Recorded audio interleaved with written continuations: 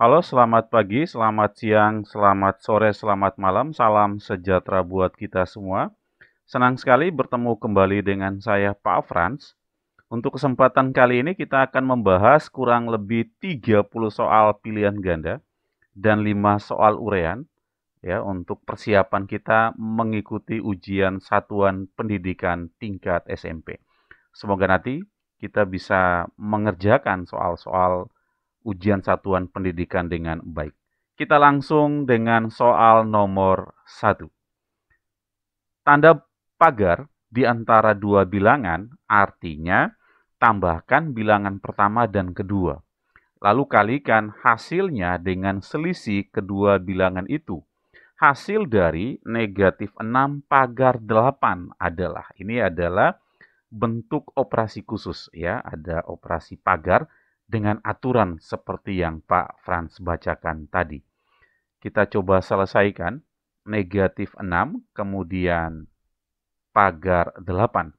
Nah, menurut aturannya kita harus menambahkan bilangan pertama dan kedua. Ini bilangan pertamanya negatif 6, bilangan keduanya 8. Kita jumlahkan. Negatif 6 tambah 8. Kemudian hasilnya, lalu kalikan hasilnya dengan selisih kedua bilangan itu. Ya, berarti proses ini kita selesaikan lebih dulu. Lalu hasilnya kita kalikan dengan selisih kedua bilangan itu. Nah, teman-teman ada kata kunci selisih. Ya, selisih di sini artinya kita mengurangi bilangan yang besar dengan bilangan yang kecil. Ya, jadi selisih artinya kita mengurangkan bilangan yang besar dengan bilangan yang kecil. Jangan dibalik. Berarti kita bandingkan negatif 6 dan 8 itu lebih besar 8. Maka selisihnya menjadi 8 dikurangi negatif 6. Oke. Jadi seperti itu kita selesaikan. Negatif 6 tambah 8, 2. Dikali 8 kurang 6. Kurang negatif 6. Ada tanda berurutan. Ya, itu negatif kali negatif positif, maka menjadi 8 tambah 6. 14. Sehingga hasilnya menjadi 2 kali 14 sama dengan 28. Itu adalah nilai dari negatif 6 pagar 8. Soal nomor 2. Hasil dari 2 akar 15 dikali akar 6 ditambah 4 akar 10. Nah, ini adalah operasi bentuk akar, operasi perkalian dan penjumlahan. Maka teman-teman ingat prioritas operasi. Ya, antara perkalian dan penjumlahan, maka yang kita dahulukan adalah operasi perkalian. Dengan demikian kita harus menyelesaikan dulu perkalian dari 2 akar 15 kali akar 6. Maka kita ingat satu sifat, ya, akar dari A dikali akar B itu sama dengan akar dari A dikali B.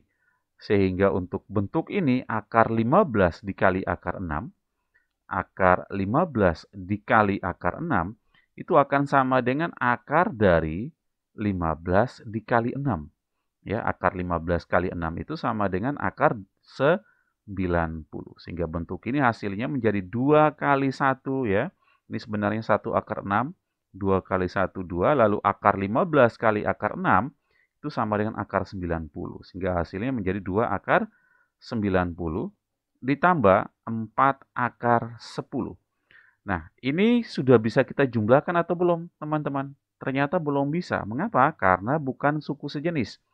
Akar 90, akar 10. Maka kita ubah dulu nilai dari akar 90 ya. Akar 90 ini kita ubah dulu menjadi apa teman-teman? Iya, pintar. Menjadi akar dari 9 dikali 10. Ya, bentuk ini kita kembalikan ke sifat ini. Ya, jadi akar dari A kali akar B, akar A kali B, maka kalau dibalik ini menjadi akar 9 dikali akar 10. Akar 9 sama dengan 3 dikali akar 10. Jadi nilai dari akar 90 itu sebenarnya sama dengan 3 akar 10. Sehingga bentuk ini menjadi 2 dikali akar 90 kita ganti dengan 3 akar 10. Jadinya 2 dikali 3 akar 10. Lalu ditambah 4 akar 10. 2 kali 3, 6 akar 10.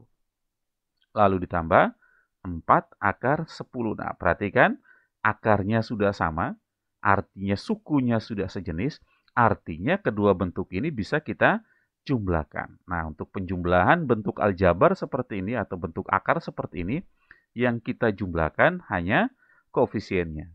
Oke, maka ini kita jumlahkan.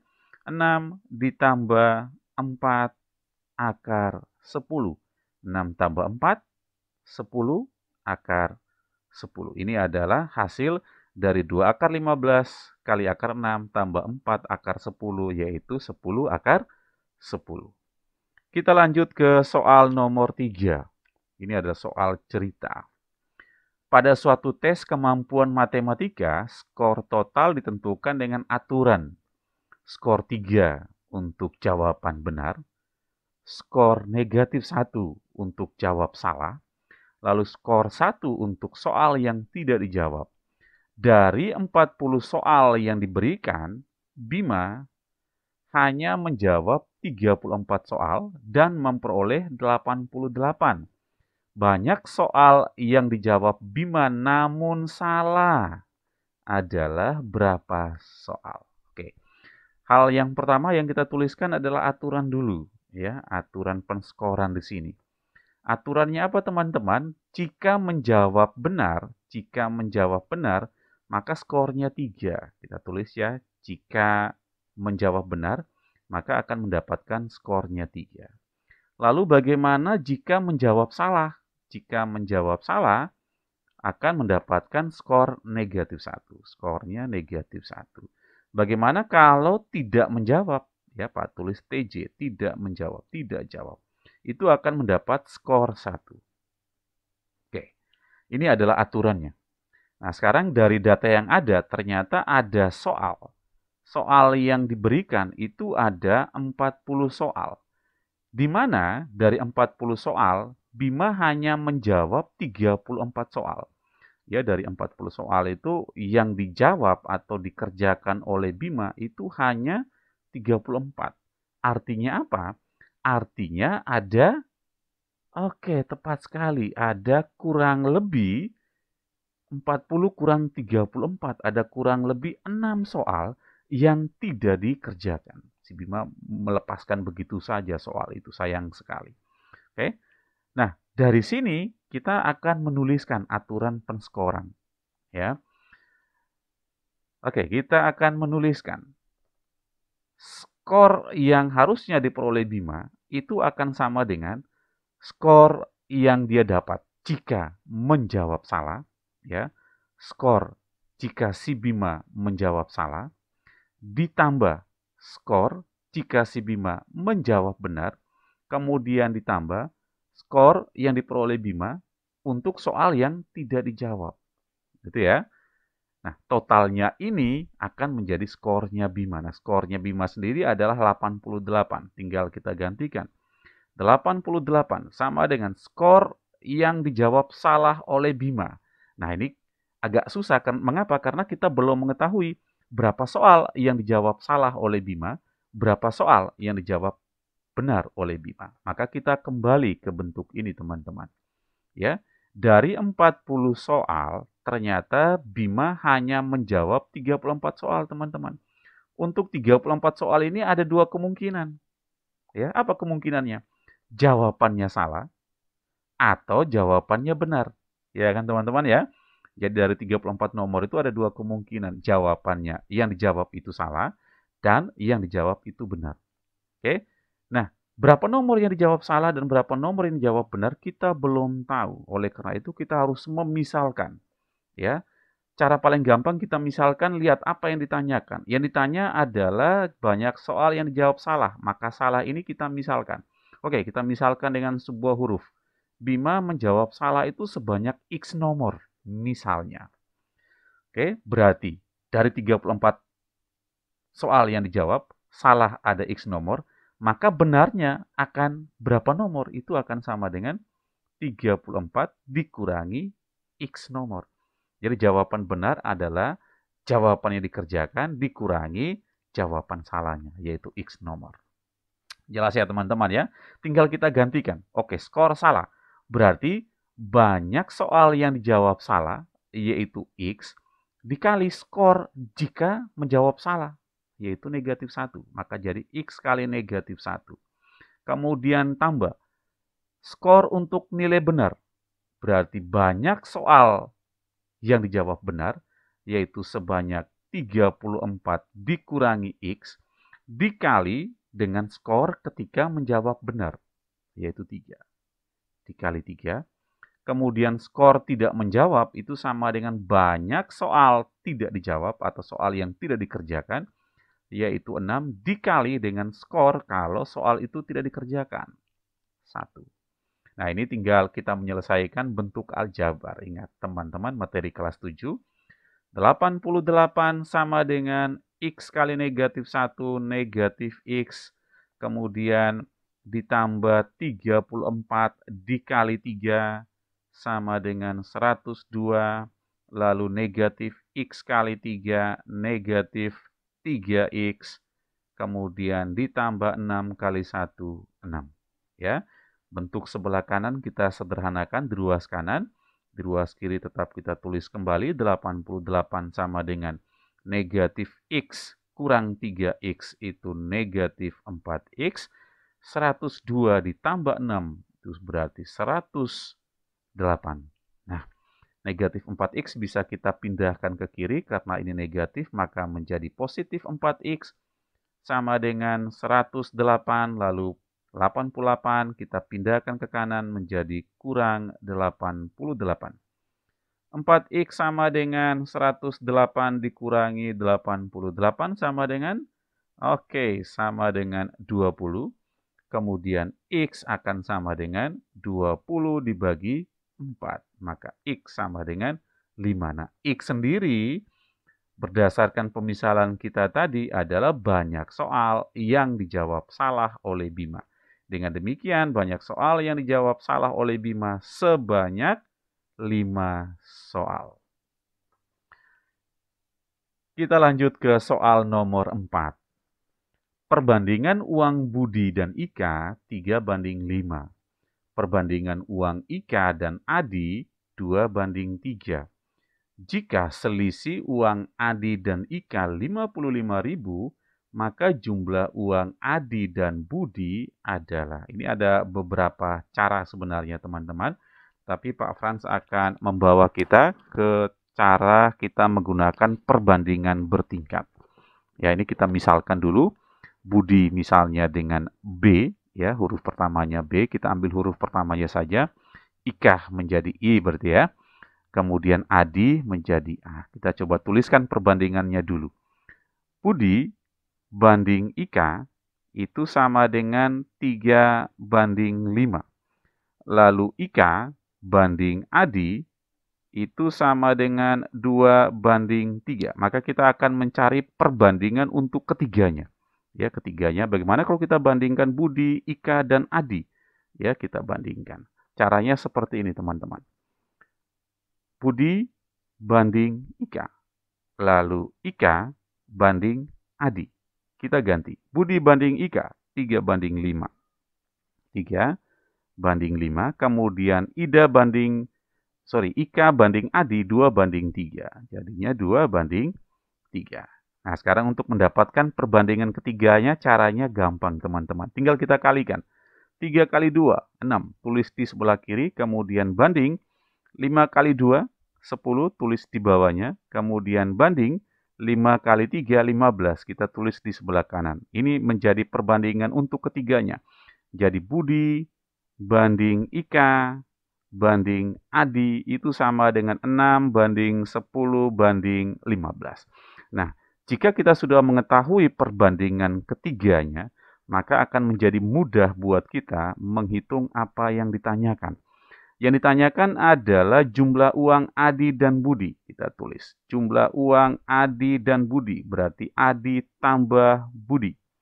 Sama dengan, kita lihat perbandingan. Perbandingan Adi 15, perbandingan Budi 6. Karena ditanya jumlah uang keduanya, Maka perbandingannya kita jumlahkan. 15 ditambah 6. Karena ini perbandingan pasti per ya teman-teman ya. Lalu kita lihat apa yang diketahui. Yang diketahui adalah selisihnya teman-teman. Selisih dari uang siapa? Uang Adi dan Ika. Oke, Adi 15, Ika 10. Karena selisih artinya kurang. Kurang teman-teman, yang besar kurang yang kecil. Ika 15, Adi 15, Ika 10. Berarti kita kurangkan 15 dikurangi 10 dikali selisih uang keduanya adalah 55.000.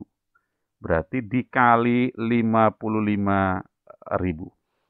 Oke, kita selesaikan bagian pembilangnya. 15 tambah 6, 21, lalu dibagi 15 kurang 10 sama dengan 5 dikali 55.000.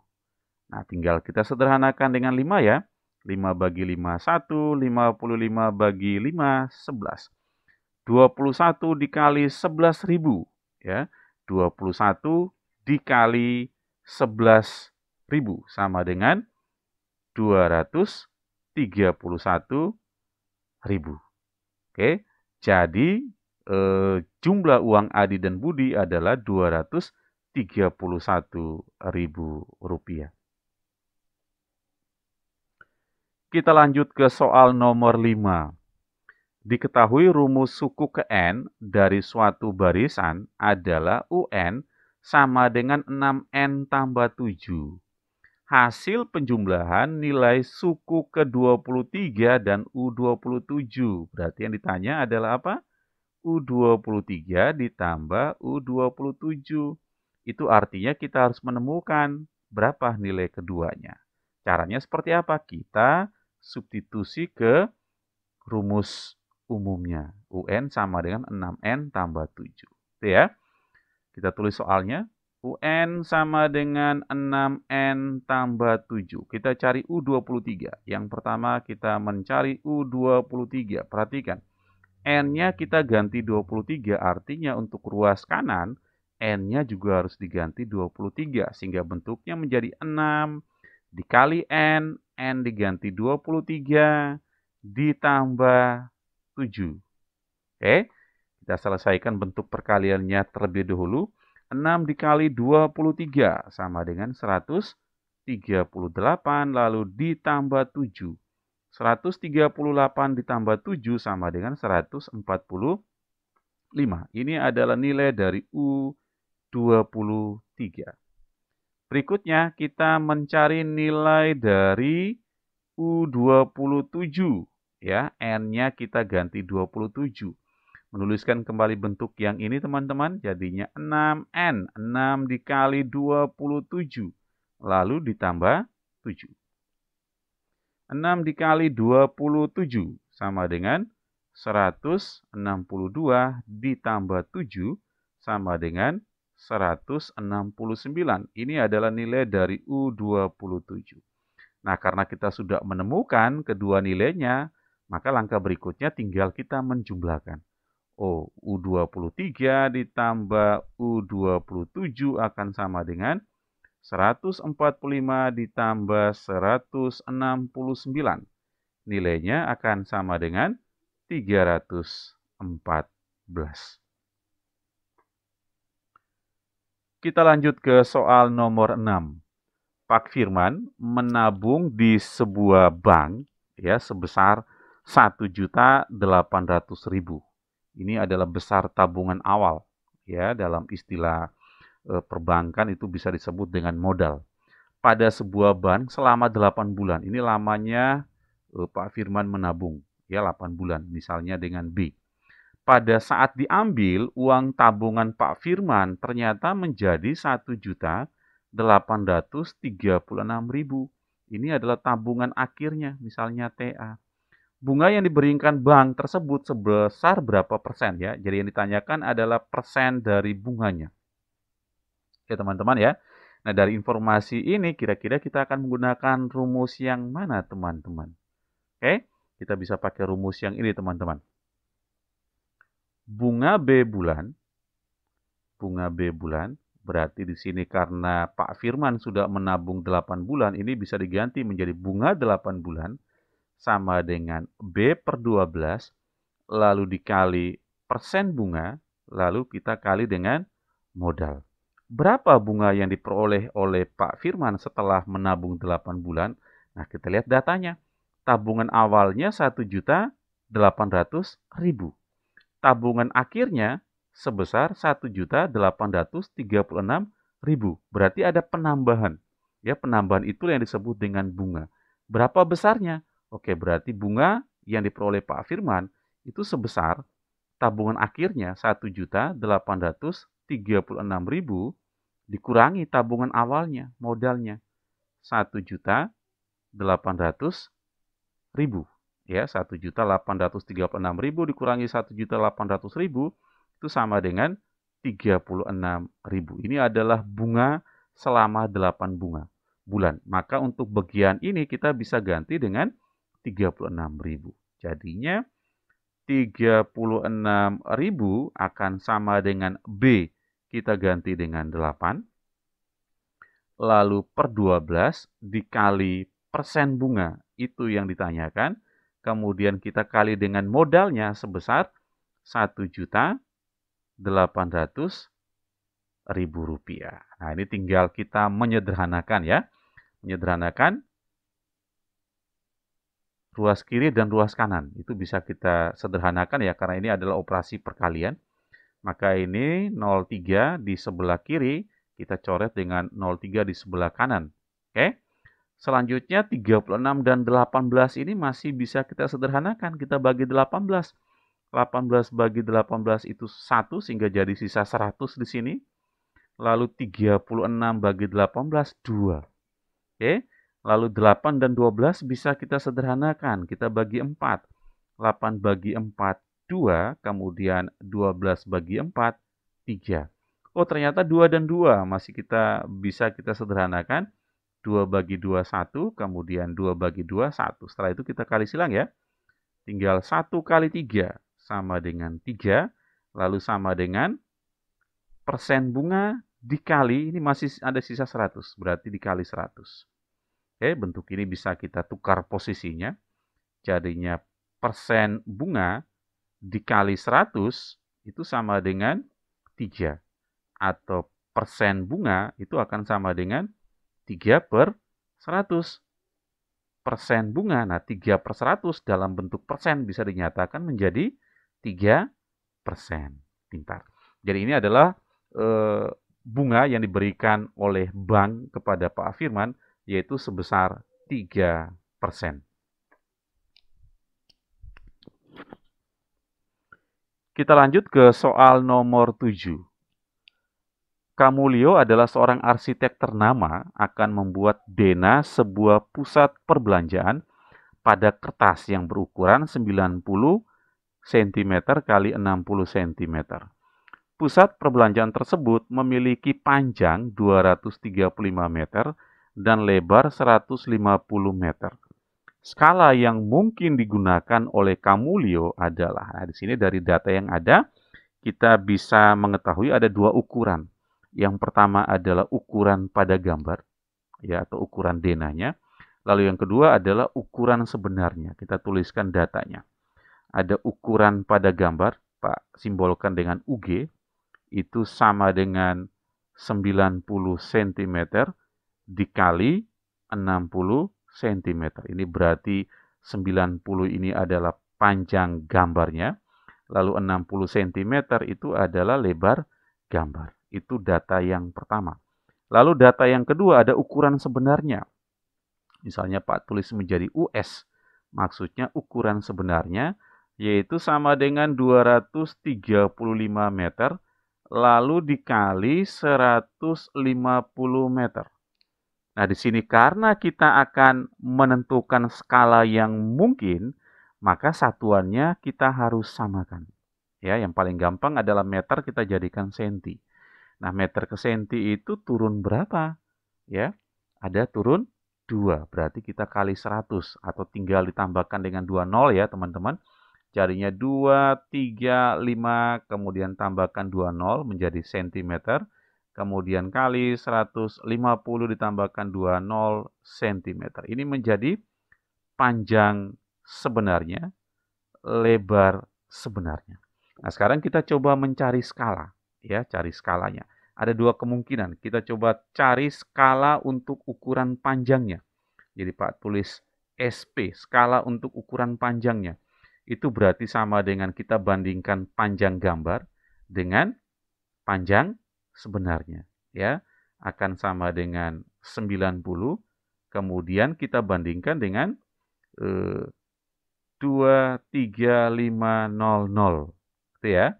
Nah, ini kita bisa coret, kemudian kita bagi dengan 9 ya. Bagi dengan 9 itu hasilnya kurang lebih 1/261,1. Ini skalanya. Skala untuk panjang. Berikut kita coba mencari skala untuk lebarnya. Skala untuk lebarnya itu sama dengan lebar gambar per lebar sebenarnya. Ya, skala untuk lebar berarti lebar gambar per lebar sebenarnya. Nah, lebar gambar itu 60, kemudian lebar sebenarnya adalah 15.000. Oke, kita sederhanakan. Bagi 6, sisa 1, kemudian bagi 6, sisa 250. Atau skalanya 1/250. Nah, teman-teman, ini ada dua skala, ya, skala yang kita dapatkan. Skala untuk ukuran panjang 1/261,1, lalu skala untuk ukuran lebar 1/250. Kira-kira ukuran mana yang mungkin yang bisa kita pakai? Oke. Yang mungkin kita pakai adalah 1/261,1 karena lebih besar skalanya. Tetapi di sini tidak ada tawarannya. Karena ini berbicara yang mungkin, berarti kita bisa ambil yang lebih besar dari 1/261,1, yaitu 1/275. Itu adalah skala yang mungkin yang bisa digunakan oleh Camulio untuk menggambarkan ukuran 235 dan 150 meter ke dalam kertas yang berukuran 90 kali 60 cm.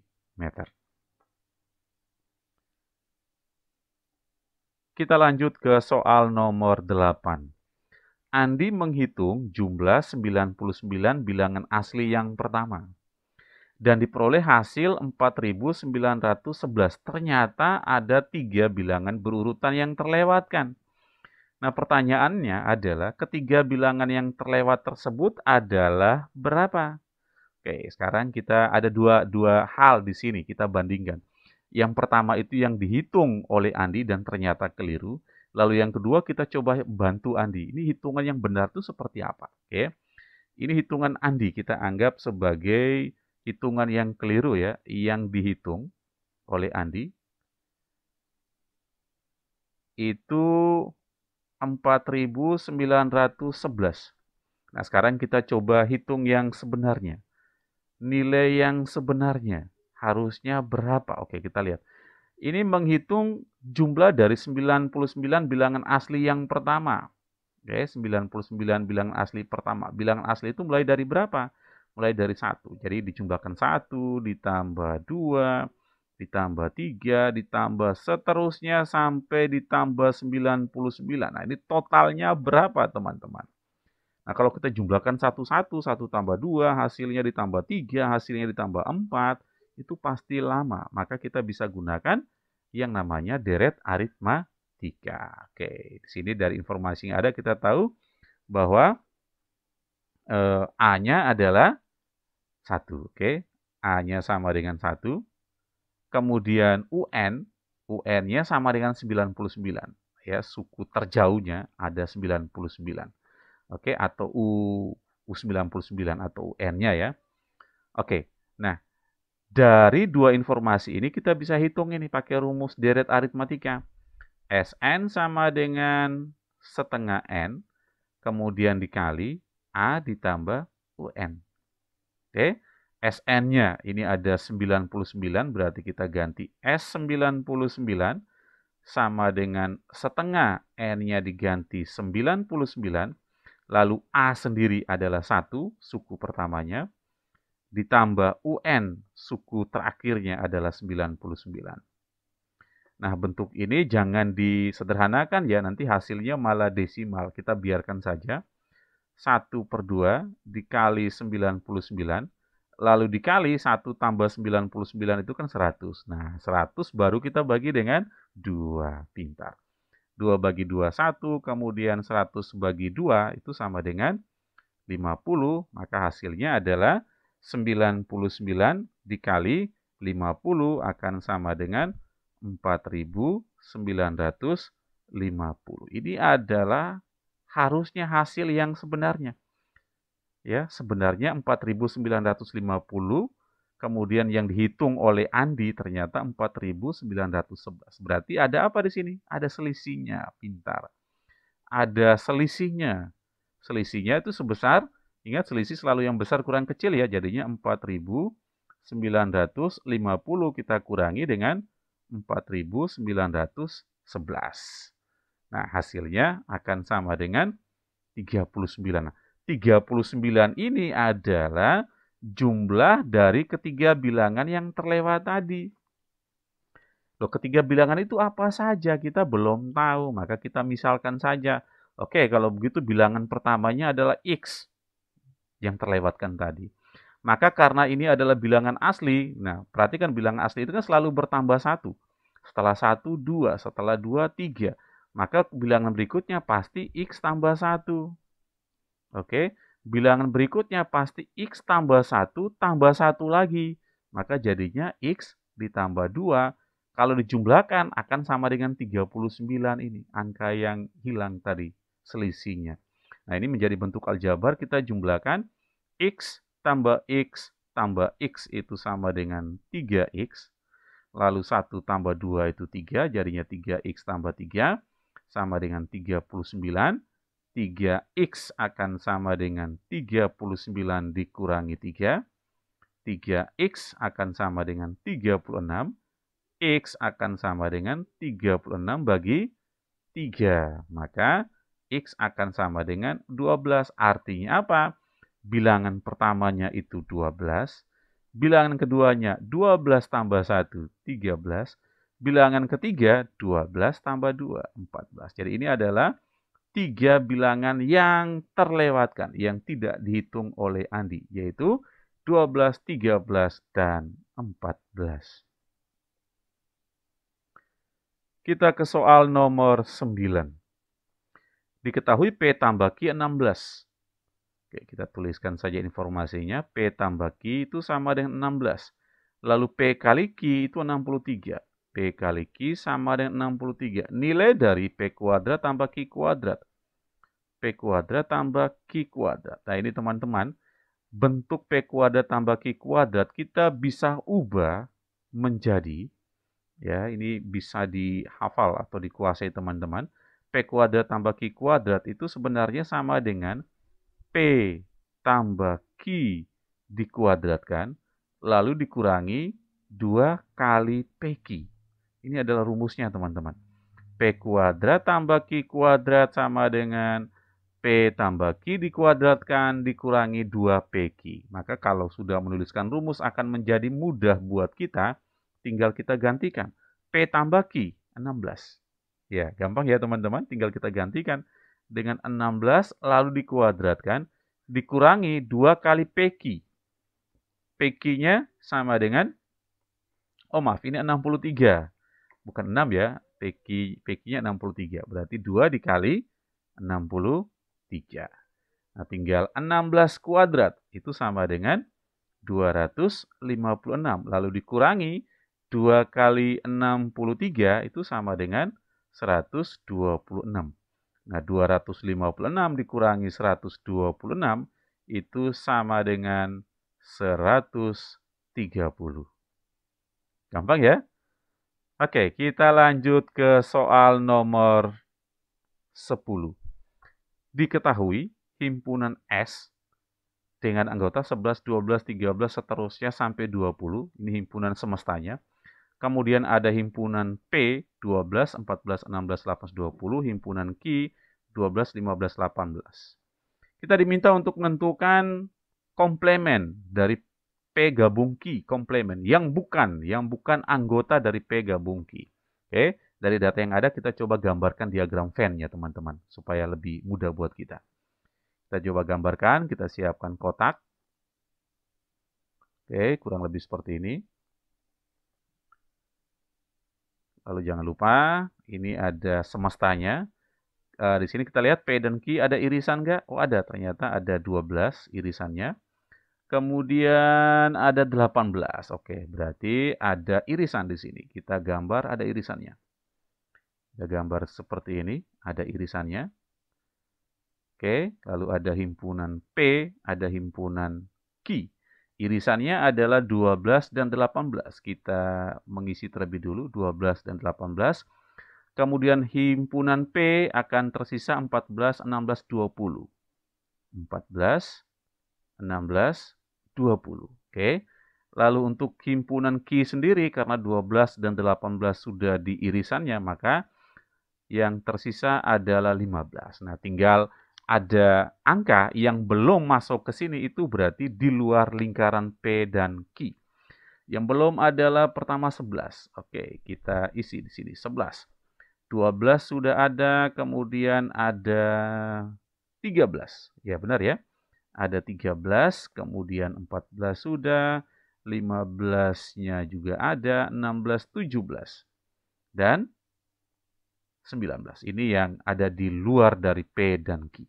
Yang ditanya adalah yang bukan P gabung Q. Nah, berarti kalau yang ditanya yang bukan, kita cari dulu yang mana P gabung Q. Nah, yang P gabung Q itu adalah seluruh ini. Seluruh ini. Ini adalah gabungan dari himpunan P dan Q. Karena yang ditanya yang bukan, maka yang kita ambil yang di luarnya. Oke, yaitu 11, 13, 17, dan 19. Jawabannya adalah C. Jadi kalau soal sejenis ini yang bukan P gabung Q, ya kita cari dulu P gabung Q. Berarti yang di luar itu yang kita ambil. Jelas ya? Kita lanjut ke soal nomor 11. Perhatikan gambar diagram panah di samping relasi dari A ke B yang adalah. Oke, dari sini jelas ya. Kalau akar mungkin nggak? Akar dari 4 itu akar dari 2. Oh, nggak mungkin. Kebalik ya kan? Harusnya 2 itu akar dari 4. Gitu ya. Faktor dari, kuadrat dari, atau apa ini? Kelipatan dari?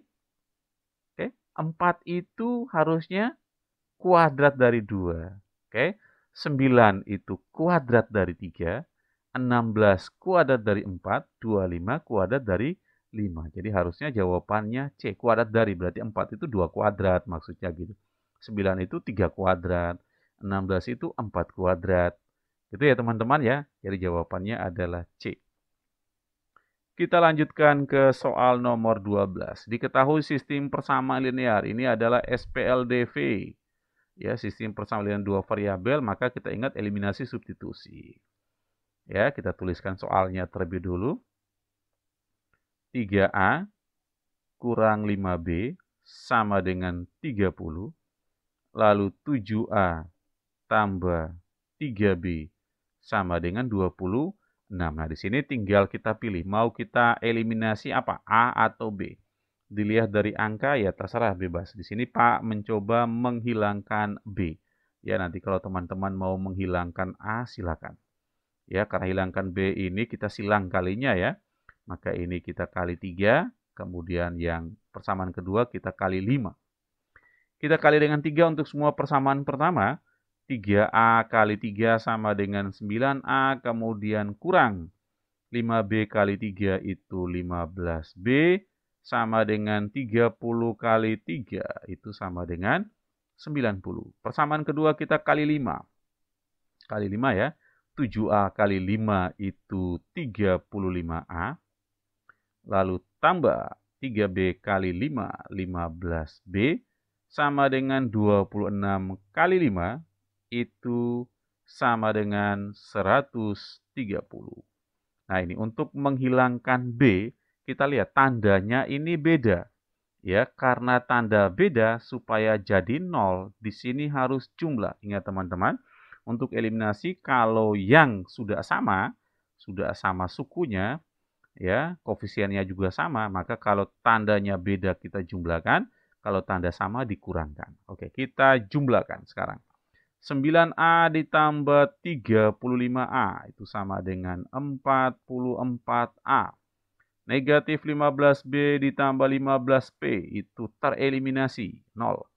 Sama dengan 90 ditambah 130 sama dengan 220. Maka A akan sama dengan 220 dibagi 4. A akan sama dengan 5. Oke, kita sudah ketemu nilai dari A. Maka langkah berikutnya kita akan melakukan proses substitusi. Kita substitusi nilai A sama dengan 5 ke persamaan yang mana. Kita boleh pilih ya, mau persamaan yang pertama atau ke persamaan yang kedua. Di sini Pak akan memilih ke persamaan pertama. Maka Pak tulis kembali persamaan pertamanya menjadi 3A kemudian kurang 5B sama dengan 30. Nah, A-nya kita ganti 5.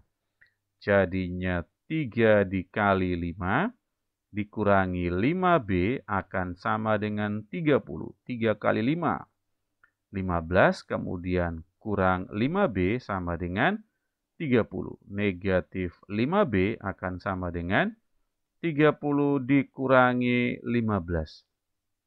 Oke, negatif 5B akan sama dengan 15. Maka B sama dengan 15 bagi negatif 5. B akan sama dengan negatif 3. Oke, kita dapat nilai B, tinggal kita substitusi ke bentuk negatif 2A tambah 2B. Maka nilai dari negatif 2A ditambah 5B akan sama dengan negatif 2 kali A. Diganti 5. Lalu ditambah 5 dikali B, negatif 3. Nah, negatif 2 kali 5 itu negatif 10. Positif 5 kali negatif 3, negatif 15. Sama dengan negatif 10 kali negatif 15 sama dengan negatif 25. Maka jawabannya adalah A. Kita lanjut ke soal nomor 13. Diketahui X adalah penyelesaian dari persamaan 2/5 dikali X kurang 2 sama dengan 1/2 X kurang 1. Nilai dari X tambah 5. Oke, kita sederhanakan dulu bentuk ini ya. 2/5 dikali X kurang 2 sama dengan 1/2 X kurang 1. Nah, bentuk seperti ini yang paling gampang itu adalah kita kalikan dengan KPK-nya.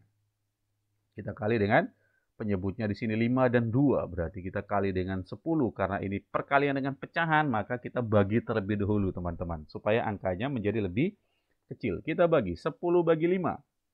2 kali 2, 4. Jadinya 4 dikali X kurang 2. Lalu sama dengan 10 bagi 2, 5 kali 1, 5 kali X.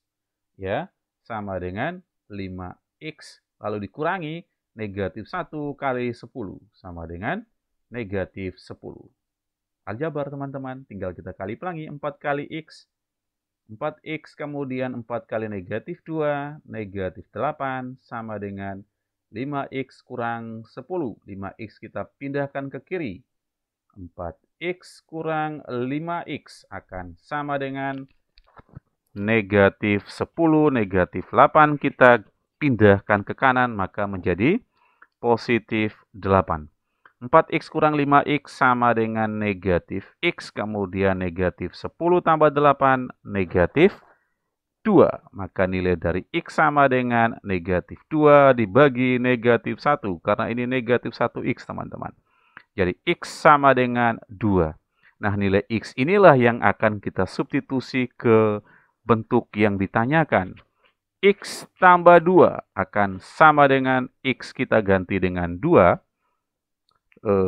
X tambah 5 yang ditanyakan. X tambah 5, maka X kita ganti dengan 2. Jadinya 2 ditambah 5 akan sama dengan 7. Jadi jawabannya adalah C. Kita lanjut ke soal nomor 14. Pada acara peringatan HUT Republik Indonesia tahun 2014, Kelurahan Ketintang mengadakan beberapa lomba.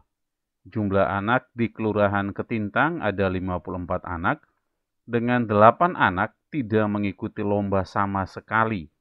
Jika sebanyak 31 anak mengikuti lomba makan kerupuk, serta 24 anak mengikuti lomba makan kerupuk dan kelereng, maka banyak anak yang mengikuti lomba kelereng saja. Nah, di sini sebenarnya teman-teman, soal himpunan ya, ini materi himpunan. Maka teman-teman bisa menggunakan diagram Venn untuk pemecahan masalah. Tetapi untuk pembahasan kali ini Pak Frans menggunakan cara yang berbeda. Kita akan gunakan cara yang berbeda. Kita gunakan rumus himpunan. Nah, apa itu rumusnya? Rumusnya adalah S sama dengan NA ditambah NB dikurangi NA iris B lalu ditambah X. Nah, keterangan S itu adalah seluruh semesta karena di sini berbicara tentang anak-anak yang mengikuti lomba. Maka S ini adalah seluruh jumlah anak. Ya, di sini S-nya adalah 54. Ini adalah S-nya ya. Kita ganti dengan S-nya kita ganti dengan 54. Lalu NA itu adalah banyaknya himpunan yang disebutkan terlebih dahulu. Nah, di sini yang pada perlombaan itu adalah lomba makan kerupuk dan kelereng. Maka NA itu adalah banyak anak yang mengikuti lomba makan kerupuk. Ya, di sini dari keterangan sebanyak 31 anak yang mengikuti lomba makan kerupuk. Ini adalah NA-nya. Ada 31. Lalu NB itu yang mengikuti lomba kelereng. Ini yang belum ada. Berarti kita biarkan saja menjadi NB. Lalu NA iris B itu yang mengikuti keduanya. Ya, mengikuti lomba makan kerupuk dan lomba kelereng. Yaitu sebanyak 24 anak. Lalu ditambah X. Nah, X itu yang tidak mengikuti keduanya. Ya, ada 8 anak. Ini jadi tambah 8. Nah, selanjutnya tinggal kita selesaikan menggunakan konsep aljabar. Sebelah kanan, dua sebelah kanan bisa kita sederhanakan. Maka ini sama dengan 54 sama dengan 31 kurang 24 lalu ditambah 8. Yaitu sama dengan 15 kemudian ditambah NB. Ya, bentuk ini bisa kita ubah dengan demikian NB itu akan sama dengan 54 kurang 15. Nah, NB itu sama dengan 39 anak. Artinya yang mengikuti lomba kelereng, ya, lomba kelereng itu adalah sebesar 39 anak. Oke. Apakah 39 anak ini adalah jawaban? Hati-hati. Yang di sini ditanyakan adalah yang mengikuti lomba kelereng saja. Sedangkan 39 anak ini ada yang mengikuti kelereng saja, ada yang mengikuti kelereng dan sekaligus mengikuti lomba makan kerupuk. Dengan demikian, yang mengikuti lomba kelereng saja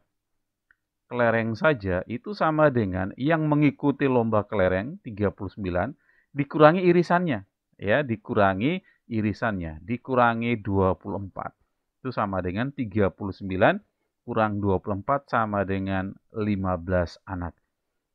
Jadi ini ada 15 anak yang hanya mengikuti lomba kelereng saja. Kita lanjut ke soal nomor 15, kembali soal cerita. Harga sebuah kemeja adalah 33.000. Nah, kemeja itu kita misalkan saja ya. Kemeja itu kita misalkan dengan huruf K. Lalu kaos itu kita misalkan dengan kaos ya. Kita misalkan dengan huruf S, kita ambil huruf terakhirnya ya. Oke. Nah, dari data di atas dari soal cerita kita bisa menuliskan bentuk atau kalimat matematikanya. Harga sebuah kemeja adalah 33.000 lebihnya dari harga sebuah kaos. Oh, berarti kemeja itu sama dengan 33.000 lebihnya. Berarti tambah harga sebuah kaos. Itu sama dengan S ya. Jadinya K sama dengan 33.000 tambah S. Atau bentuk ini bisa kita ubah menjadi K, kemudian S kita pindahkan ke kiri menjadi K kurang S sama dengan 33.000. Ini menjadi persamaan pertama. Lalu kita masuk ke kalimat kedua. Yanuar membeli 2 kemeja dengan 5 kaos. Berarti kalau 2 kemeja itu akan sama dengan 2K, lalu dan tambah 5 kaos berarti 5S gitu ya. Akan sama dengan 500.000. Oke, ini menjadi persamaan kedua. Jika Abidin ingin membeli sebuah kemeja dan 2 buah kaos, nah yang ditanyakan adalah bagaimana kalau Abidin ingin membeli sebuah kemeja, lalu dan 2 buah kaos. Nah, kira-kira Abidin akan membayar berapa? Maka kita harus terlebih dulu mencari berapa harga 1 buah kaos dan 1 buah kemeja dan 2 buah kaos ya. Kita melakukan proses eliminasi persamaan 1 dan 2. Kita tulis kembali persamaan 1 dan 2. Ya, eliminasi P1 dan P2. Kita tulis kembali persamaan satunya. K dikurangi S sama dengan 33.000. Lalu persamaan kedua, 2K ditambah 5S akan sama dengan 500.000. Oke, kita hilangkan K karena koefisiennya lebih kecil. Ya, kita kali silang. Berarti persamaan pertama kita kali 2. Lalu persamaan keduanya kita kali 1. Oke, kita kalikan persamaan pertama dengan 2. 2 kali K, maka akan menjadi 2K, kemudian negatif S kali 2. Negatif 2S sama dengan 33.000 kali 2 akan sama dengan 66.000. Persamaan kedua seluruhnya dikali 1, maka tidak berubah. Jadinya tetap 2K ditambah 5S sama dengan 500.000. Nah, karena di sini yang sama adalah K dan koefisiennya bertanda sama, maka untuk menghilangkan K kita kurangkan. 2K kurang 2K 0. Negatif 2S dikurangi 5S. Itu sama dengan negatif 7S. Sama dengan 66.000 dikurangi 500.000. Negatif 434.000. Maka dengan demikian kita akan dapatkan bahwa nilai dari S-nya akan sama dengan negatif 434.000 dibagi negatif 7. Maka S akan sama dengan 62.000. Artinya apa? Harga 1 buah kaos S itu sama dengan Rp62.000. Maka langkah berikut kita akan menemukan atau mencari harga sebuah kemeja. Caranya apa? Kita perlu mensubstitusikan. Substitusikan nilai S sama dengan 62.000. Kita masukkan ke persamaan 1 atau 2. Ya, atau boleh langsung dimasukkan ke persamaan awalnya. Oke, misalnya kita paling gampang masukkan saja ke persamaan awalnya. Sebelum kita ubah menjadi persamaan 1. Ya. Nah, di sini kita tulis kembali nilai dari K itu sama dengan 33.000 ditambah S, kan begitu. Maka sama dengan 33.000 ditambah S 62.000. Maka akan sama dengan 95.000 rupiah. Ini adalah harga 1 buah kemeja. Maka ketika si Abidin akan membeli 1 kemeja dan 2 kaos, maka dia akan membayar seharga, tinggal kita gantikan, K-nya adalah 95.000, lalu ditambah 2 kali S, berarti sama dengan 2 dikali S-nya sendiri adalah 62.000. 2.000, maka sama dengan 95.000 ditambah 2 dikali 62.000 itu sama dengan 124.000. Nah, 95.000 ditambah 124.000 itu sama dengan 219.000. Jadi ini adalah harga yang harus dibayar Abidin, yaitu sebesar Rp219.000. Kita lanjut ke soal nomor 16, masih tentang SPLDV kelihatannya. Dalam suatu pertandingan persahabatan antar sekolah, penyelenggara menyediakan total 4.000 tiket bagi penonton yang terdiri dari tiket reguler dan super fans. Harga setiap tiket super fans adalah 50.000 dan harga tiket reguler sebesar 25.000. Jika penyelenggara mampu memperoleh 120 juta rupiah dari penjualan tiket, maka banyak tiket reguler yang terjual adalah. Maka langkah pertama kita misalkan terlebih dulu. Kita misalkan tiket reguler itu sama dengan R, huruf R.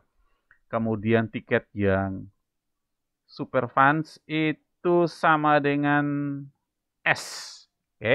Nah, dari kalimat-kalimat ini kita bisa ubah menjadi kalimat matematika. Kalimat yang pertama, menyediakan total 4.000 lembar untuk tiket reguler dan super fans.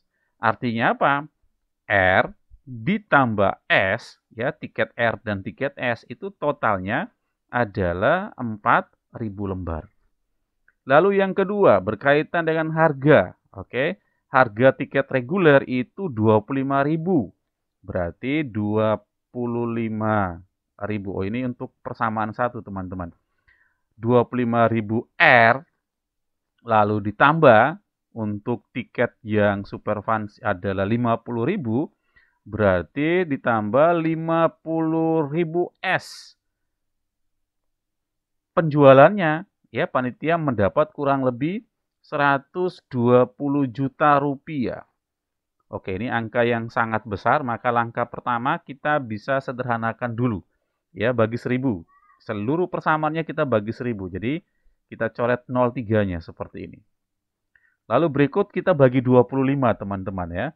Seluruh persamaannya kita bisa bagi dengan 25. Maka di sini 25 bagi 25, 1 R. Maka jadi R, kemudian ditambah 50 bagi 25, 2 dikali S, 2S, sama dengan 120.000 dibagi 25. Itu sama dengan 4.800. Ya, 4.800. Ini menjadi P2. Selanjutnya sama dengan langkah pada soal nomor 15, kita tinggal mengeliminasikan saja. Ya, eliminasi persamaan 1 dan persamaan 2. Kita tulis kembali persamaan 1. R ditambah S sama dengan 4.000. Lalu persamaan kedua, R ditambah 2S sama dengan 4.800. Nah, di sini teman-teman perhatikan, yang ditanya adalah tiket reguler. Ya, sebenarnya kita bisa langsung eliminasi R, teman-teman. Tetapi karena yang ditanya reguler, kalau kita eliminasi R, maka kita akan ketemu S. Nanti kita akan substitusi kembali. Maka saran Pak Frans, kita eliminasi saja, tapi yang kita eliminasikan adalah S, teman-teman. Kita korbankan R, ya. Kita eliminasikan S. Mengapa? Supaya kalau S-nya tereliminasi, nanti R-nya langsung ketemu. Ya, kali silang ya. S-nya 1, persamaan 2-nya 2, kita tukar, berarti persamaan pertamanya dikali 2, persamaan keduanya dikali 1. Itu ya. Persamaan pertama seluruhnya dikali 2. 2 kali R jadinya 2R. Lalu ditambah 2 kali S itu sama dengan 2S. Lalu sama dengan 2 kali 4.000 sama dengan 8.000. Lalu persamaan keduanya dikali 1, maka tidak berubah nilainya. Tetap menjadi R ditambah 2S sama dengan 4.800. Nah, sekarang eliminasi, perhatikan. S-nya sudah sama, koefisiennya bertanda sama, sama-sama positif. Maka supaya tereliminasi harus dikurangkan. 2R dikurangi R, 1R atau kita cukup tulis R saja, sama dengan 8.000 dikurangi 4.000, 4.000 ya, 8.000 dikurangi 4.000, maka akan sama dengan 3.200. Jadi sebenarnya panitia akan menyiapkan sebanyak 3.200 tiket reguler. Jawabannya C. Nomor 17. Perhatikan persamaan berikut. Ada 4 persamaan, lalu kita diminta untuk menemukan persamaan mana yang saling tegak lurus. Ya. Nah, persamaan yang saling tegak lurus itu cirinya jika kedua gradien kita kalikan hasilnya negatif 1. Ya, jadi persamaan garis lurus itu akan tegak lurus jika misalnya gradien garis pertama kita kali dengan gradien garis kedua, hasilnya sama dengan negatif 1. Ini kata kuncinya. Maka di sini kita hanya tinggal mengecek saja berapa gradiennya. Oke. Nah, ingat teman-teman, untuk gradien yang disajikan dalam persamaan AX tambah BY tambah C sama dengan 0, maka gradiennya itu sama dengan negatif A per B. Ini rumusnya, teman-teman. Maka kita bisa menghitung masing-masing gradien dari persamaan ini menggunakan rumus M sama dengan negatif A per B. Kita hitung yang pertama. Ya, untuk yang pertama. M sama dengan negatif A per B. A itu 2. Ya, ingat A itu yang melekat pada X, teman-teman. Berarti di sini A-nya 2, maka menjadi negatif 2 per B. B itu yang melekat pada Y, 2 per 1. Negatif 2 per 1 sama dengan negatif 2. Berarti gradien untuk bentuk pertama, persamaan pertama, itu sama dengan negatif 2. Kita cek untuk yang nomor 2. M sama dengan, masih menggunakan rumus yang sama, negatif A per B. A-nya adalah 1. Maka jadi negatif 1 per B-nya 2. Jadinya negatif 1 per 2. Oke. Lalu kita lihat yang ketiga. Untuk yang ketiga, rumusnya masih sama. M sama dengan negatif A. A-nya negatif 2. Berarti negatif dari negatif 2. Kemudian kita bagi dengan 1. Karena B-nya 1. Maka akan sama dengan 2. Lalu yang keempat. Oke. M sama dengan negatif A. A-nya negatif 1. Jadinya negatif kali negatif 1 per B. B-nya sama dengan 2. Maka sama dengan 1 per 2. Nah, dari gradien yang ada, kira-kira mana yang kalau kita kalikan hasilnya negatif 1? Kita cek untuk yang A. Persamaan 1 dan 2. Persamaan 1 negatif 2. Persamaan 2 negatif 1 per 2. Kalau kita kalikan, negatif 2 dikali negatif 1 per 2, itu hasilnya 1. Padahal syarat untuk tegak lurus itu hasil perkalian gradiennya harus negatif 1. Dengan demikian yang A tidak saling tegak lurus. Mengapa? Karena hasil perkalian gradiennya itu bukan negatif 1. Kita cek yang B. 1 dan 3. 1 gradiennya negatif 2. 3 gradiennya 2. Kalau kita kalikan negatif 2 kali 2 negatif 4. Berarti bukan tegak lurus karena bukan negatif 1. Kita cek yang nomor C, 2 dan 3. Negatif setengah, oke. Dikali yang nomor 3, 2. Negatif setengah dikali 2 itu negatif 1. Jadi karena hasil kali gradiennya negatif 1, maka dipastikan ya persamaan nomor 2 dan nomor 3 ini adalah 2 persamaan yang saling tegak lurus. Nomor 18. Luas juring lingkaran yang memiliki diameter 28 cm dan sudut pusat 225. Ini berarti D-nya 28, berarti jari-jarinya sama dengan 28 bagi 2, jari-jarinya sama dengan 14 cm. Kemudian sudut pusat, ini adalah alfanya, sama dengan 225. 25. Yang ditanyakan adalah luas juring. Ya. Luas juring lingkaran itu rumusnya adalah alfa per 360 dikali luas lingkaran. Oke, tinggal kita gantikan datanya. Alfanya adalah sama dengan 225. Ini sudut pusatnya, 225. Lalu per 360 dikali luas lingkaran adalah pi r kuadrat. Nah, ini tinggal kita sederhanakan 225 dengan 360. Kita bagi dengan 45. 225 bagi 45 itu sisa 5. Lalu per 360 dibagi 45 itu sama dengan 8. Dikali pi. Nah, kita lihat. Pi di sini karena R-nya 14 adalah kelipatan 7, maka pi kita bisa ganti dengan 22 per 7 dikali R kuadrat. Berarti sama dengan 14 dikali 14. Nah, selanjutnya teman-teman kita tinggal menyederhanakan saja. 7 dengan 14, ini sisa 2. Oke, lalu 22 dengan 8 bisa kita bagi 2. Bagi 2, sisa 4. 22 bagi 2, sisa 11. Nah, 4 masih bisa disederhanakan dengan 2. 2 bagi 2 sisa 1, 4 bagi 2 sisa 2. Nah, 2 masih bisa dengan 14. Kamu 2 bagi 2, 1, 14 bagi 2, 7. Maka bagian penyebut sudah habis terbagi semua. Tinggal pada bagian pembilang itu sama dengan 5 dikali 11 dikali 7. Nah, 5 kali 11 kali 7 itu sama dengan 385. Ini adalah luas juring 385 cm persegi. Nomor 19. Sebuah kue berbentuk kubus memiliki panjang sisi 18 cm. Kue diiris hingga sisanya seperti pada gambar berikut.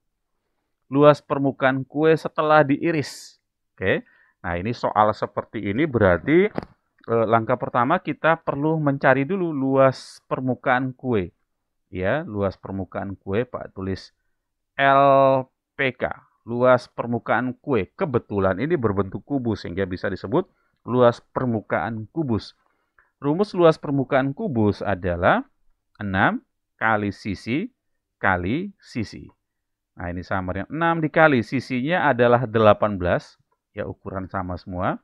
6 kali 18 dikali 18. Itu sama dengan 1944 cm persegi. Ini adalah luas permukaan kue sebelum dipotong. Oke. Nah, sekarang kue dipotong seperti ini. Oke. Coba kita gambar kembali. Misalnya bentuk yang sebelum dipotong. Ya. Di sini misalnya ya, Pak ambil di sini saja, kurang lebih seperti ini. Yang dipotong itu adalah bagian yang ini, teman-teman. Nah, bagian yang ini yang dipotong. Oke. Ini kira-kira akan membentuk bangun datar apa? Oke, akan membentuk bangun datar apa? Oke ya. Nah, ini sebenarnya perhatikan sisi yang ini adalah segitiga. Oke. Yang bagian ini juga segitiga, bagian yang ini juga segitiga. Jadi ini sebenarnya ada 3 buah segitiga. Yang alasnya ini tidak perlu dihitung karena ini juga akan menempel pada kue. Jadi sebenarnya kita cukup menghitung satu saja luas segitiga yang ini. Oke ya teman-teman ya, hitung satu segitiga yang ini. Nah ini kan dipotong sisa 9, berarti yang bagian ini akan sama dengan 9. Pak gambar saja sebelah sini supaya agar lebih jelas. Potongan segitiga yang ini teman-teman ya. Potongan segitiga yang ini Pak gambar di sebelah sini. Nah kurang lebih seperti ini. Nah, karena yang ini sisa 9, maka potongannya yang bagian yang dipotong itu juga akan sisa 9. Ini juga akan sisa 9. Ini membentuk sudut siku-siku. Berarti luas segitiganya itu akan sama dengan alas kali tinggi dibagi 2. Oke, maka akan sama dengan alasnya adalah 9, tingginya 9. 9 kali 9, lalu dibagi 2. Sama dengan 81 dibagi 2. Itu akan sama dengan kurang lebih 40,5 cm persegi. Ini untuk satu sisinya. Padahal di sini kita kurangi adalah 3 sisinya. Oke, berarti luas atau 3 kali luas segitiganya yang kita hitung ya, berarti sama dengan 3 dikali 40,5 akan sama dengan 121,5 cm persegi. Dengan demikian, luas permukaan kue setelah dipotong itu akan sama dengan luas kue mula-mula 1944 dikurangi luas permukaan kue yang dipotong itu sebesar 121,5 ya, akan sama dengan 1822,5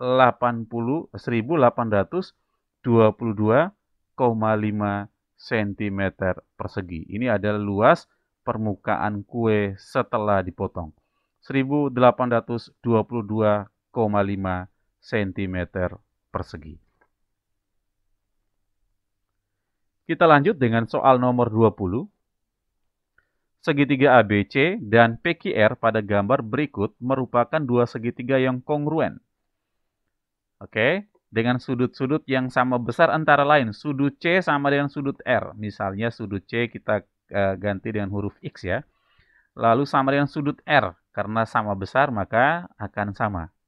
Ya, kita kasih tanda yang sama X. Lalu sudut B sama dengan sudut P. Sudut B misalnya kita ganti bulatan. Lalu sudut P karena besarnya sama, kita juga ganti dengan bulatan. Berarti sisanya sudut A akan sama dengan sudut Q. Nah, karena ini membentuk kongruen, maka konsep kita adalah di depan sudut yang sama besar, maka akan terdapat sisi yang sama panjang. Gitu ya. Kita bisa cek saja sekarang.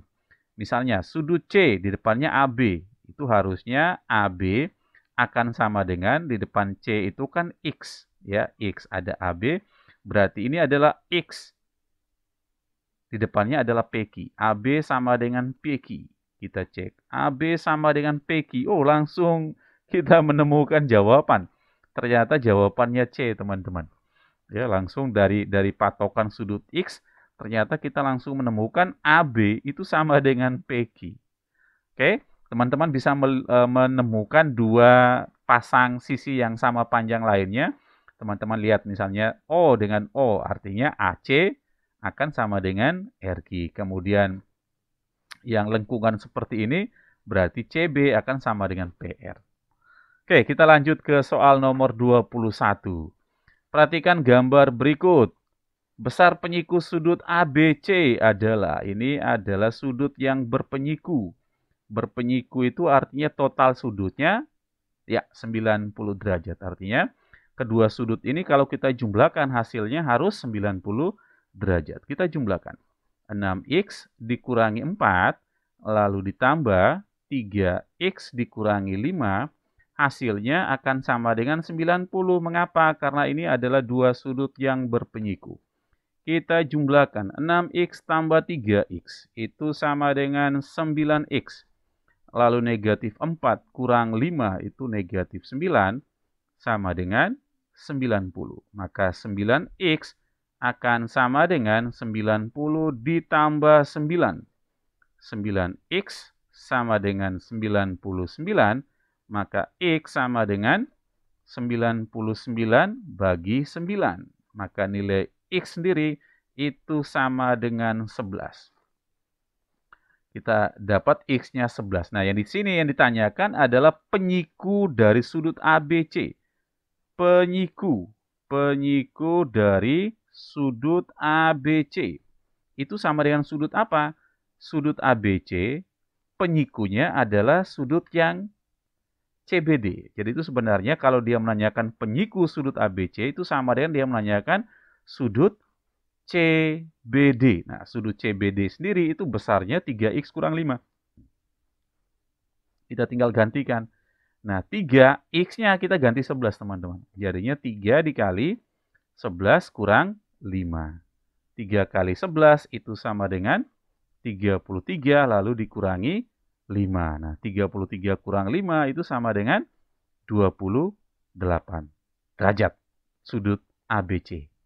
Gampang ya, teman-teman ya. Kita lanjut ke soal nomor 22. Sebuah kolam berbentuk persegi panjang, memiliki ukuran panjang 7X tambah 6 meter, ini panjangnya. Lalu lebar itu 5X tambah 3. Jika keliling kolam tersebut 162 meter, maka ukuran panjang dan lebarnya yang ditanya, panjangnya berapa, lebarnya berapa. Oke.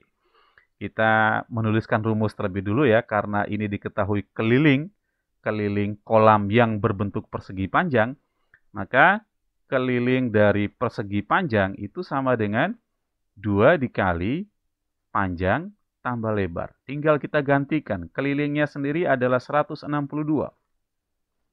Akan sama dengan 2 dikali, panjangnya adalah 7X tambah 6. Lalu ditambah lebar 5X tambah 3. Oke. Nah, setelah itu teman-teman tinggal kita sederhanakan ini. 2 dengan 162 bisa kita sederhanakan. 2 bagi 2 sisa 1. 162 bagi 2 sisa 81. Jadinya 81 sama dengan, kita selesaikan dalam kurung, 7X ditambah 5X. Itu sama dengan 12X, kemudian 6 tambah 3 sama dengan 9. Ya, atau bentuk ini bisa kita ubah menjadi 12X sama dengan 81 dikurangi 9. Maka 12X sama dengan 81 kurang 9 itu sama dengan 72. X sama dengan 72 dibagi 12, maka X akan sama dengan 6. Nah, X ini akan kita substitusikan ke ukuran panjang dan lebarnya. Nah, panjang sendiri itu kan sama dengan 7X tambah 6.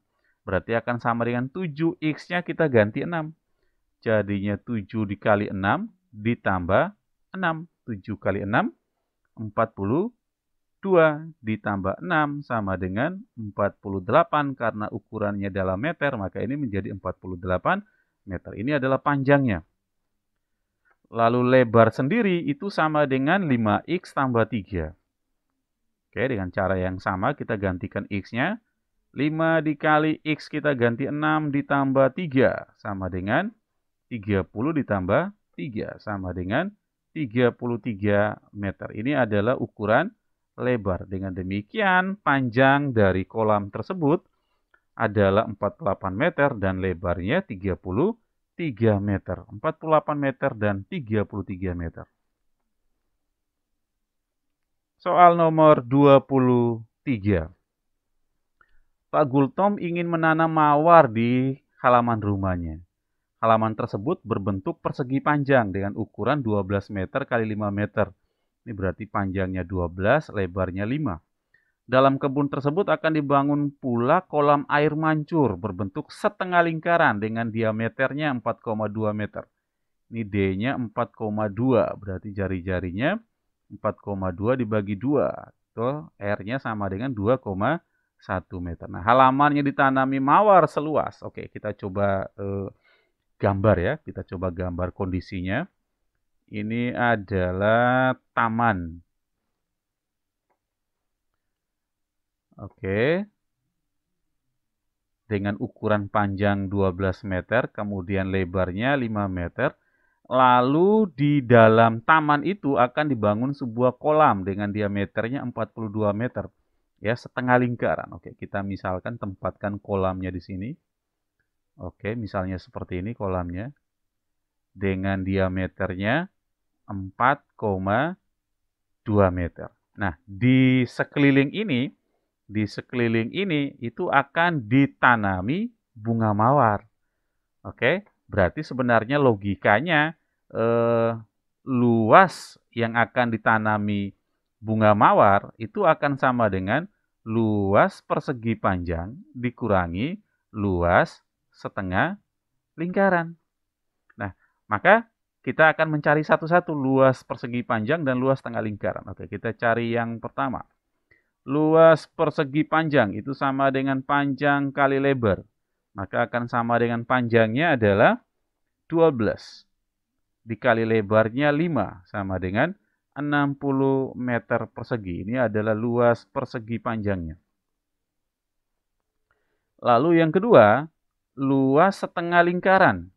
Berarti sama dengan setengah dikali luas lingkaran, pi r kuadrat. Berarti sama dengan setengah dikali pi-nya. Pi, kita lihat R 2,1. 2,1 ini bisa kita nyatakan menjadi 21/10. Nah, karena 21 ini kelipatan 7, pi-nya kita ambil 22/7. Lalu dikali, R-nya adalah 21/10 dikali 21/10. Nah, tinggal kita sederhanakan ya teman-teman ya. 2 dengan 22, sisa 11. Kemudian 7 dengan 21, sisa 3. Oke, maka ini tinggal 11 kali 3 dikali 21, itu akan sama dengan 693, lalu dibagi 10 kali 10, 100. Atau akan sama dengan 6,93 meter persegi. Ini adalah luas dari kolamnya.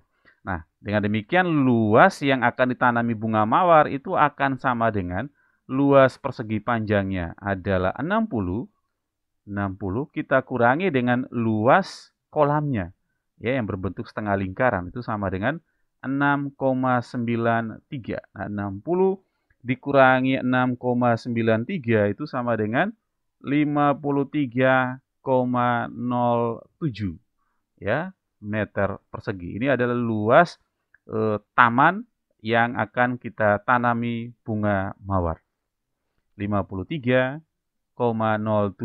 meter persegi. Soal nomor 24. Suatu prisma segitiga tingginya 21 cm. Ini adalah tinggi prisma. Jika alas prisma berupa segitiga siku-siku dengan panjang sisi terpendek 5 dan sisi terpanjang 13. Ya, di sini ada sisi terpendek 5, sisi terpanjang 13. Teman-teman ingat triple Pythagoras? 5. Oke, tepat sekali. 5, 12, 13. Ini menjadi sisi miring. Lalu yang dua sisi ini kita sebut sebagai sisi siku-siku. Oke, sisi miring itu adalah sisi yang terpanjang. Yang ditanyakan adalah volume prisma. Oke, volume prisma. Rumusnya sama dengan luas alas dikali tinggi. Alasnya berbentuk segitiga. Ini tingginya tinggi prisma. Luas dari segitiga adalah alas dikali tingginya segitiga. Lalu dibagi 2 dikali tinggi prisma. Tinggi prisma sendiri adalah 21. Oke, tinggal kita kalikan alasnya. Misalnya kita ambil 5. Jadi kalau alasnya 5, tingginya adalah 12. Oke, dibagi 2. Kenapa kita tidak ambil 13? Karena 13 ini adalah sisi terpanjang. Sisi terpanjang dalam sebuah segitiga siku-siku itu menjadi sisi miringnya. Nah, dikali 21. Nah, tinggal kita sederhanakan saja teman-teman. Kita coret. Oke, 12 dengan 2 itu 6. Tinggal 5 kali 6, 30 dikali 21 sama dengan 630.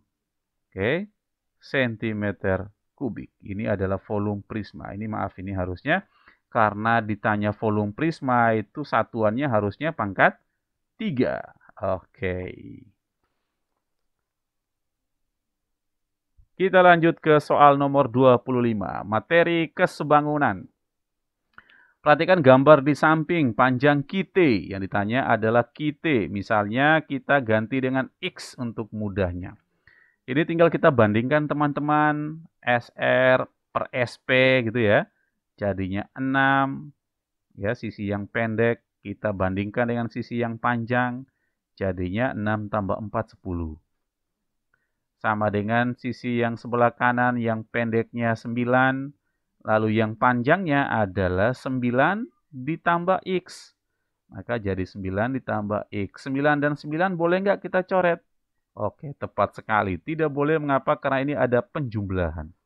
Maka kita menyederhanakan bagian yang kiri, 6 dan 10. Kita bisa bagi dengan 2. 6 bagi 2 sisa 3. 10 bagi 2 sisa 5. Nah, 3 dan 9 juga masih bisa kita sederhanakan. Kita bagi 3. Sisa 1, bagi 3, sisa 3. Oke, setelah itu kita kali silang ya. Ini 1 dikali 9 tambah X. 9 tambah X sama dengan 5 dikali 3. Sama dengan 15. Maka X sama dengan 15 dikurangi 9. X sama dengan 6 cm.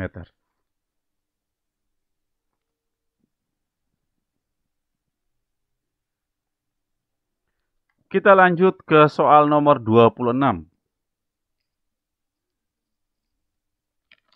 Volume tabung dengan diameter alasnya 28 meter dan tingginya 31 meter.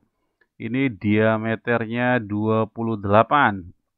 Berarti jari-jarinya sama dengan 28 bagi 2. Jari-jarinya sama dengan 14 meter. Lalu tingginya 31 meter. Kita diminta untuk menghitung volume tabung. Volume tabung sama dengan luas alas dikali tinggi. Alasnya berbentuk lingkaran, maka luas lingkaran sama dengan pi r kuadrat dikali tinggi atau pi r kuadrat T.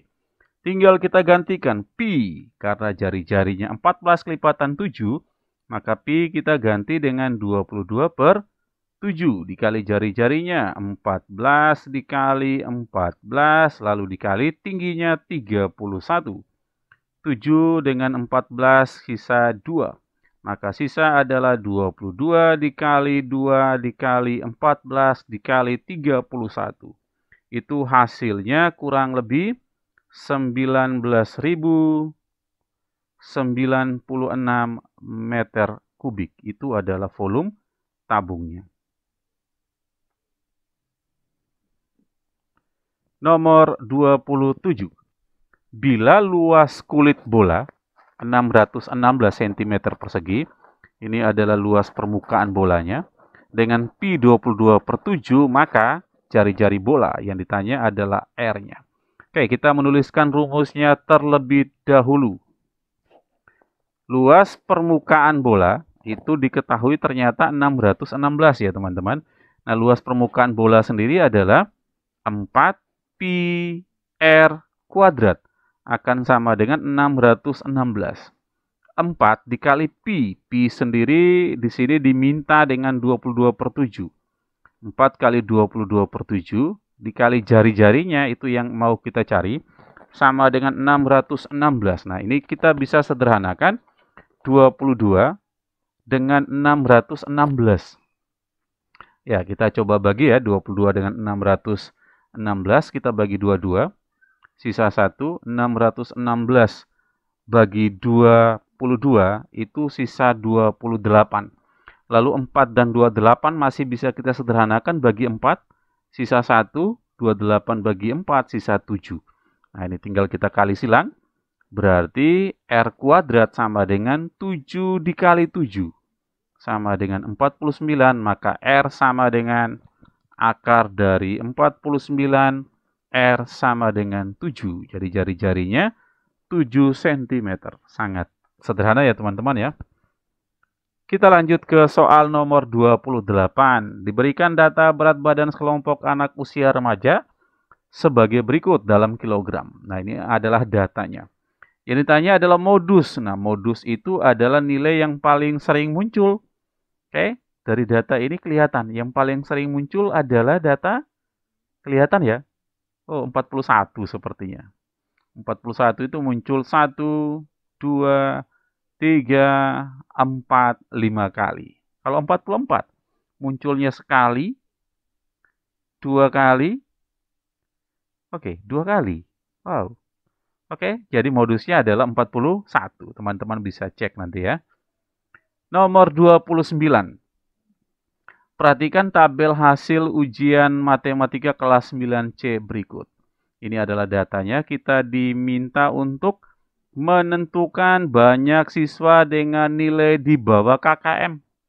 Sedangkan KKM sendiri diambil dari nilai rata-ratanya. Ini berarti langkah pertama kita mencari nilai rata-ratanya. Nah, untuk soal rata-rata menggunakan tabel seperti ini, teman-teman bisa tambahkan satu kolom di sebelah kanannya. Seperti ini. Ya, kita tambahkan satu kolom di sini. Oke.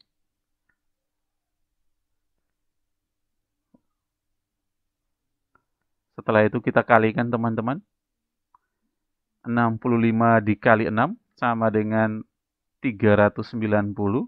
Kemudian 70 kali 11, 770. Lalu 75 kali 4 sama dengan 300. 80 kali 6 itu 480. 85 kali 2, 170. 90 kali 3, 270. Lalu kita jumlahkan hasilnya kurang lebih 2380. Nah, nilai rata-ratanya sendiri, X-bar-nya itu akan sama dengan kolom yang sebelah kanan jumlahnya kita bagi dengan jumlah dari frekuensinya. Itu sama dengan 2380 kita bagi dengan 32. Maka kita dapat X-bar-nya kurang lebih sama dengan 74,375. Ini rata-ratanya atau yang akan dijadikan sebagai KKM-nya. 74 ya, kurang lebih 74 kalau dibulatkan. Nah, pertanyaannya berapakah siswa yang nilainya di bawah KKM? Nah, yang di bawah KKM itu berarti ada yang dapat nilai 65 dan 70. Yang dapat nilai 65 ada 6 orang, kemudian yang dapat 70 ada 11. Tinggal kita jumlahkan ya, 6 tambah 11. Jadi yang di bawah KKM itu yang dapat nilai 65 sebanyak 6 orang, ditambah yang dapat nilai 70 sebanyak 11 orang. Sama dengan 6 tambah 11. Oke, sama dengan 17 siswa. Maka jawabannya adalah C. Kita lanjut ke soal terakhir untuk bentuk pilihan ganda. Dalam suatu perpustakaan sekolah terdapat 320 buku bacaan. Buku bacaan tersebut terdiri dari 145 novel, 80 komik, 55 kumpulan cerpen. Dan sisanya merupakan buku biografi tokoh. Jika salah satu siswa mengambil buku secara acak, maka peluang terambilnya buku biografi tokoh adalah. Maka langkah pertama kita harus mencari dulu berapa banyak buku biografi tokoh. Oke, kita tulis misalnya biografi tokoh kita simbolkan dengan B. Itu berarti sama dengan jumlah seluruh buku, yaitu 320 dikurangi buku yang ada ya, dikurangi 145 kemudian ditambah 80 ditambah 55. Ini sama dengan 320 dikurangi 145 tambah 80 tambah 55 itu sama dengan 280. Sama dengan 40 ya, 40 buku biografi tokoh. Nah, ketika kita diminta untuk menanyakan peluangnya, maka peluang dari buku biografi itu sama dengan banyaknya buku biografi dibagi banyak seluruh buku. Nah, buku biografi kita sudah hitung 40. Berarti 40 dibagi seluruh buku ada 320. Nah, kita coret 0 dengan 0. Lalu 4 bagi 4, 1. 32 bagi 4, 8. Maka peluangnya adalah 1/8. Ini peluang terambil buku biografi adalah 1/8. Kita lanjut ke soal uraian. Penghasilan Pak Hasan setiap bulan adalah Rp3.600.000. Ini kita anggap sebagai satu bagian utuh, yaitu 3.600.000. 1/9 digunakan untuk biaya transportasi, 1/6 digunakan untuk pendidikan, 2/3 digunakan untuk keperluan sehari-hari, sedangkan sisanya ditabung. Berapa jumlah uang yang ditabung Pak Hasan? Oke, berarti kita cari dulu bagian yang akan ditabung. Ya, kita cari dulu bagian yang akan ditabung oleh Pak Hasan. Itu dari satu gaji utuhnya, kita anggap sebagai 1, lalu dikurangi, ini bagian yang akan dipakai, dikurangi 1/9, lalu dipakai kembali untuk pendidikan ada 1/6, lalu 2/3-nya dipakai untuk keperluan sehari-hari. Nah, kita selesaikan dalam kurung dulu. 1 dikurangi, ini KPK-nya 9, 6, dan 3 adalah 18. Oke, 18 bagi 9, 2 kali 1, 2. Seperti biasa, 18 bagi 6, 3 kali 1, 3. 18 bagi 3, 6 kali 2, 12. Oke, maka akan sama dengan 1 dikurangi 2 tambah 3, tambah 12 itu sama dengan 17/18.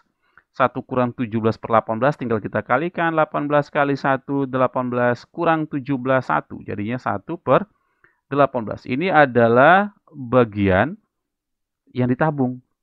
Itu adalah 1/18 bagian dari gajinya.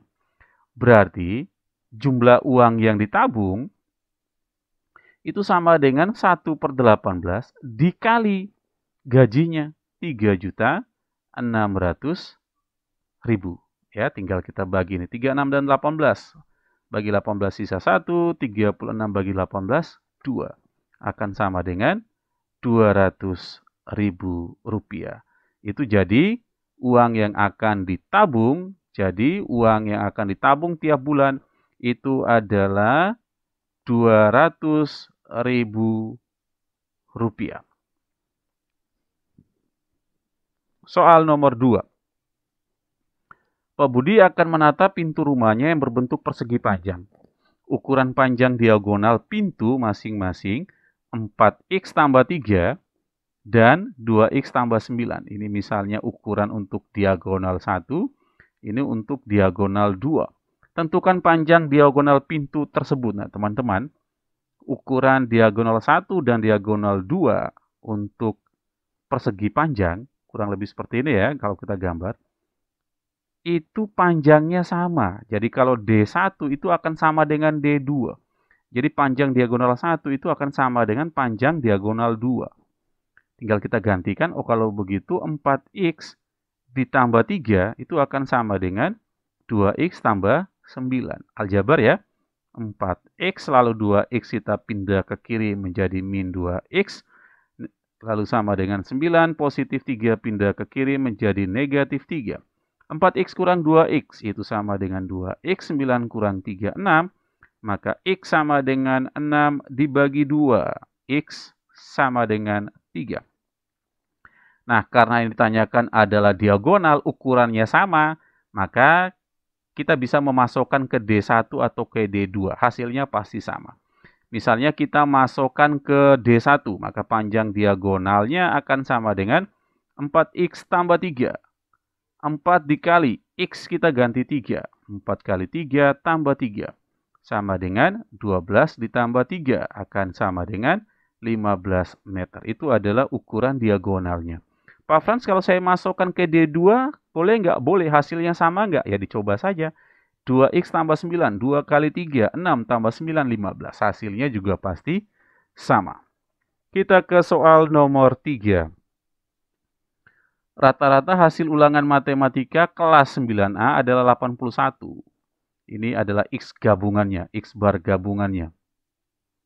81, rata-rata nilai anak perempuan 81, ini adalah X bar 1. Jika siswa di kelas 9A ada 25 dan banyak siswa perempuan ada 15 gitu ya. Nah, ini adalah persoalan rata-rata gabungan. Ya, teman-teman ingat rata-rata gabungan.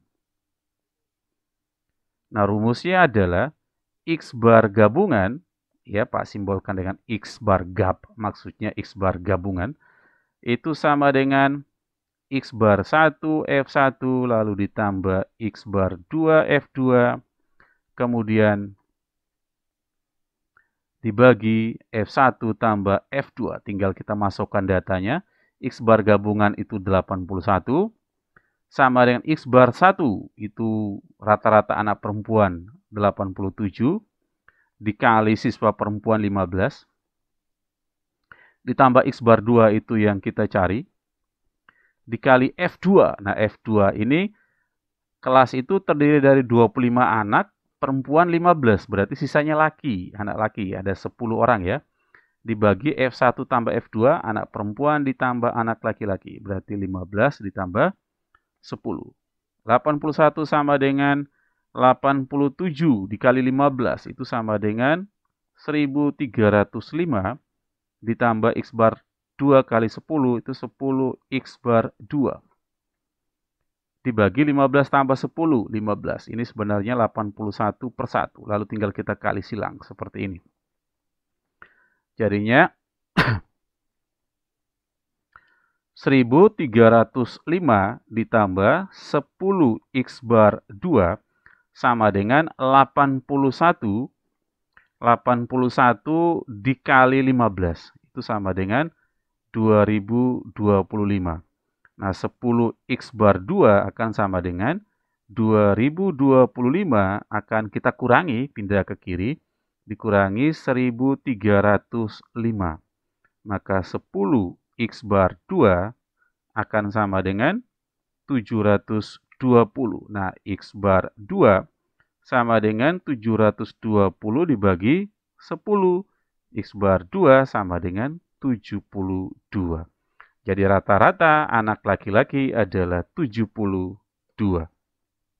Kita lanjut ke soal nomor 4. Harga 1 kg buah apel sama dengan harga 2 kg buah pir. Dini membeli 2 kg buah apel dan 2 kg buah pir dengan harga Rp174.000. Jika Sari membeli 2 kg buah apel dan 3 kg buah pir, tentukan harga yang harus ia bayar. Ya, kita misalkan dulu apel itu A, kemudian pir itu sama dengan P, gitu ya, sama dengan P. Berarti harga 1 kg buah apel sama dengan 2 kg buah pir, artinya A akan sama dengan 2P. Oke. Lalu berikut, Dini akan membeli 2 kg buah apel, berarti 2A. Dan 2 kg buah pir, berarti ditambah 2P. Dia membayar seharga Rp174.000. Lalu jika Sari membeli 2 kg buah apel dan 3 kg buah pir, tentukan harga yang ia akan bayar. Berarti kalau 2A ditambah 3P itu berapa? Oke, nah ini bentuk yang sangat sederhana kelihatan ini ya. Oke. Tidak perlu langsung substitusi ini. Karena apa? Nilai A sendiri sama dengan 2P. Berarti 2P ini kita bisa ganti dengan A. Oke, kita tulis kembali. 2A ditambah 2P itu sama dengan A. Kita ganti dengan A akan sama dengan 174.000. 2A ditambah A itu sama dengan 3A akan sama dengan 174.000. Berarti A itu akan sama dengan 174.000 dibagi 3, maka A akan sama dengan 58.000. Jadi harga 1 kg buah apel itu sama dengan 58.000. Sekarang kita mencari harga 1 kg pir. Nah, di sini A sama dengan 2P. Atau 2P sama dengan A, ya. 2P sama dengan A itu harga 1 kg apel itu 58.000. Maka P akan sama dengan 58.000 kita bagi dengan 2. Maka P sama dengan 29.000. Ini adalah harga 1 kg pir. Nah, Sari akan membeli 2 kg apel dan 3 kg pir, artinya 2A ditambah 3P, tinggal kita gantikan. 2 kali A, A sendiri 58.000. Lalu ditambah 3 kali P, berarti 3 dikali 29.000. Maka akan sama dengan 2 kali 58.000 itu sama dengan 116.000, lalu ditambah 3 kali 29.000 sama dengan 87.000. 116.000 ditambah 87.000 itu sama dengan 203.000. Nah, ini adalah harga yang akan dibayar oleh Sari jika dia membeli 2 kg apel dan 3 kg buah pir, yaitu sebesar Rp203.000. Kita ke soal terakhir. Seseorang berdiri di atas mercusuar yang tingginya 30 meter, melihat dua perahu nelayan, yaitu perahu A dengan jarak 34 meter dan perahu B dengan jarak pandang 50 meter. Jika pangkal menara satu garis dengan kedua perahu tersebut, maka tentukan jarak antar perahu A dan B. Ini soal yang sangat terbuka, teman-teman. Tipikal soal seperti ini, ya. Keterangannya ini kurang spesifik. Dalam artian, menara itu melihat perahu itu dalam satu arah atau dalam dua arah. Maka soal ini akan ada dua kemungkinan jawaban, teman-teman. Ya, tergantung penafsiran kita seperti apa. Jadi ini adalah kemungkinan pertama. Ini jenis yang sangat terbuka, kemungkinan pertama. Kalau kita gambarkan seperti ini, teman-teman. Misalnya ini ada sebuah menara seperti ini. Kemudian pengamat itu berdiri di atas puncak menara. Lalu dia melihat perahu, misalnya ini adalah perahu A. Perahu A, ya, ini dengan jarak kurang lebih 34 meter. Lalu dia melihat perahu B di sisi yang lain, ini kemungkinan pertama. Dengan jarak sebesar 50, berarti agak lebih jauh ya. Sejarak ini misalnya 50, ini adalah perahu B. Nah, ini segaris. Oke.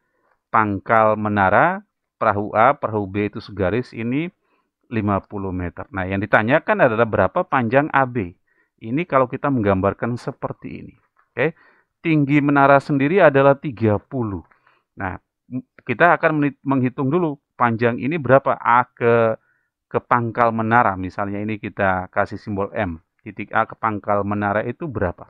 Nah, pilihan ini ada dua, teman-teman. Silakan mau menggunakan triple Pythagoras atau boleh menggunakan teorema Pythagoras. Nah, kalau Pak Fransi lebih memilih pakai triple Pythagoras.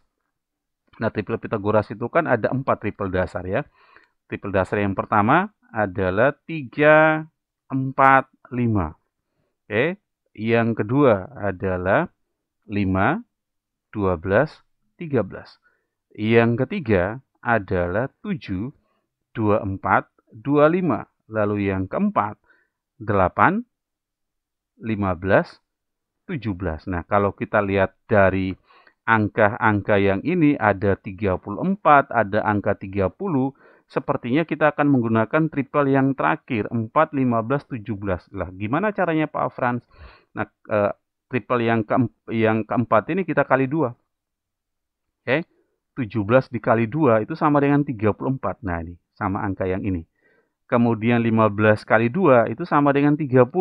Kita akan ketemu angka yang ini. 8 kali 2 itu sama dengan 16. Artinya jarak pangkal menara ke perahu A itu sejauh 16 meter. Lalu untuk perahu B ya, di sini ada tingginya 30, 50, maka ini berapa? Kelihatan kita pakai triple yang mana nih, teman-teman? 1, 2, 3, atau 4? Ya, tepat sekali yang pertama kelihatan ya, dikali 10 kan. 5 kali 10, 50. 3 kali 10, 30. 4 kali 10, 40. Maka kita akan dapat jarak perahu B ke titik M itu adalah 40. Maka jarak perahu A ke perahu B itu akan sama dengan 16 ditambah 40. Ya, akan sama dengan 56 meter. Ini untuk kemungkinan pertama, teman-teman. Kalau kita menganggap pengamat ini memandang kedua perahu itu pada arah yang berbeda. Pertanyaan kedua, kemungkinan kedua adalah bagaimana kalau pengamat itu melihat perahu itu pada arah yang sama. Oke, pada area yang sama. Jadi kita misalnya gambarkan ini adalah menara. Menara seperti ini. Kemudian ada pengamatnya berdiri di titik ini. Ini adalah pangkal menara, misalnya ini adalah M, dia melihat perahu A. Oke, dengan jarak 34 meter, maka ini titik perahu A ke titik M, lalu dia juga melihat ke arah yang sama ada perahu B. Perahu B misalnya di titik ini, itu sejauh 50 meter, teman-teman. Nah, ini sama nih, seperti tadi, kita bisa hitung nih, 34, ini 30 dengan menggunakan triple tadi, 30, 34, ini jadi berapa teman-teman? 16. Lalu untuk yang arah B ini 30, 50, maka dari M ke B, 30, 50 akan jadi 40. Nah, maka jarak perahu A ke perahu B itu akan sama dengan, berarti dari ini saja, A ke B akan sama dengan 40 kurang 16. Gitu ya. Maka akan sama dengan 24 meter. Ini memang hasilnya berbeda, teman-teman. Mengapa? Karena ini soal yang sangat terbuka. Soal ini tidak menyatakan pengamat ini melihat pada area yang sama atau area yang berbeda. Jadi silakan kalau misalnya ada soal semacam ini, teman-teman bisa menjawab untuk kemungkinan pertama atau untuk kemungkinan kedua. Atau lebih bagus lagi, dijawab dua kemungkinan sekaligus. Oke, jelas ya teman-teman ya? Nah, oke, terima kasih. Kurang lebih seperti itu pembahasan persiapan ujian sekolah dengan 30 soal pilihan ganda dan 5 soal urean. Semoga bisa membantu teman-teman untuk bisa mempersiapkan diri dengan baik, khususnya untuk mata pelajaran matematika. Semoga sukses di ujian tertulis sekolah. Selanjutnya seperti biasa, jika suka silakan jempol ke atas, tidak suka boleh jempol ke bawah. Silakan menuliskan komentar di kolom komentarnya. Jangan lupa aktifkan lonceng untuk mendapatkan selalu update terbaru dari channel ini. Dan terakhir, jangan lupa subscribe karena subscribe itu gratis. Terima kasih, semoga bermanfaat. Tuhan memberkati.